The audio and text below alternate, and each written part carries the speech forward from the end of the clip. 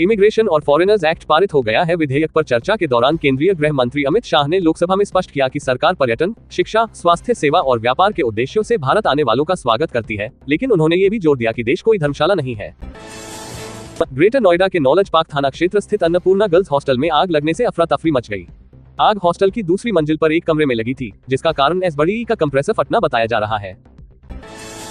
BJP विधायक और विधानसभा उपाध्यक्ष मोहन सिंह बिष्ट आज विधानसभा में ये प्रस्ताव रखेंगे कि मुस्तफाबाद विधानसभा का नाम बदलकर शिव विहार किया जाए। बिष्ट ने कहा है कि जब किसी क्षेत्र में 60% से अधिक आबादी हिंदुओं की हो तो उस क्षेत्र का नाम मुस्तफाबाद क्यों होना चाहिए।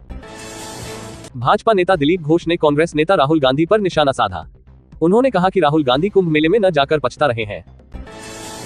देश में इस बार उम्मीद से कहीं ज्यादा गर्मी पड़ने वाली है। भारतीय मौसम विभाग IMD के मुताबिक इस साल देश के नॉर्थ वेस्ट राज्यों यानी हरियाणा, पंजाब, राजस्थान, हिमाचल प्रदेश, जम्मू कश्मीर, उत्तराखंड, दिल्ली में हीटवेव लू के दिनों की संख्या दोगुनी होने की आशंका है। मुख्यमंत्री योगी आदित्यनाथ के आदेश के बाद विशेष अभियान के तहत लखनऊ, कानपुर, आगरा, वाराणसी, प्रयागराज, गाजियाबाद, नोएडा, मेरठ, गोरखपुर और झांसी जैसे प्रमुख शहरों में विशेष सतर्कता बरती जाएगी। इसके तहत बिना पंजीकरण वाले ई-रिक्शा और ऑटो के खिलाफ कार्रवाई की जाएगी।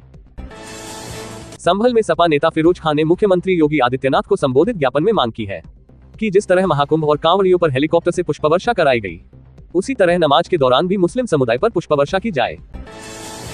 पंजाब विधानसभा में राज्यसभा सांसद संत सीचेवाल को लेकर जमकर हुआ और इस हंगामे की वजह बना प्रताप सिंह बाजवा का वो बयान जो कल उन्होंने बजट पेश होने से पहले विधानसभा में दिया था।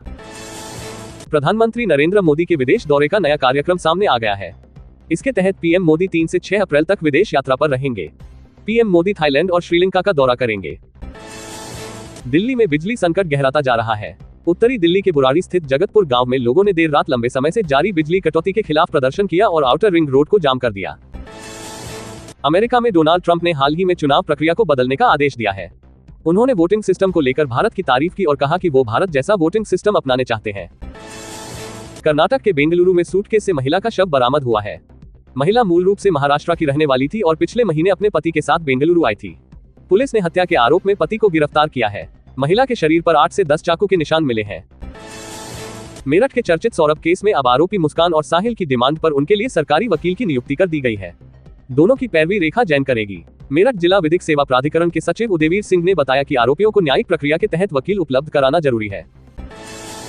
गाजियाबाद में एक बड़ा हादसा हो गया। भोजपुर थाना क्षेत्र के एक गांव स्थित कपड़ा फैक्ट्री में बॉयलर फटने से 3 मजदूरों की मौत हो गई, जबकि 6 लोग घायल हो गए हैं।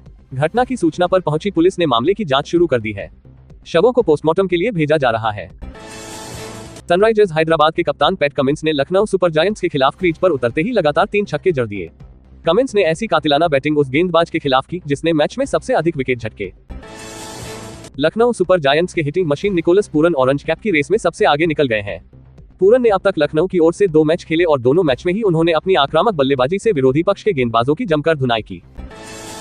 IPL 2025 में MS चिदंबरम स्टेडियम में चेन्नई सुपर किंग्स और रॉयल चैलेंजर्स बेंगलुरु टीम के बीच टूर्नामेंट का 8वां मैच खेला जाएगा।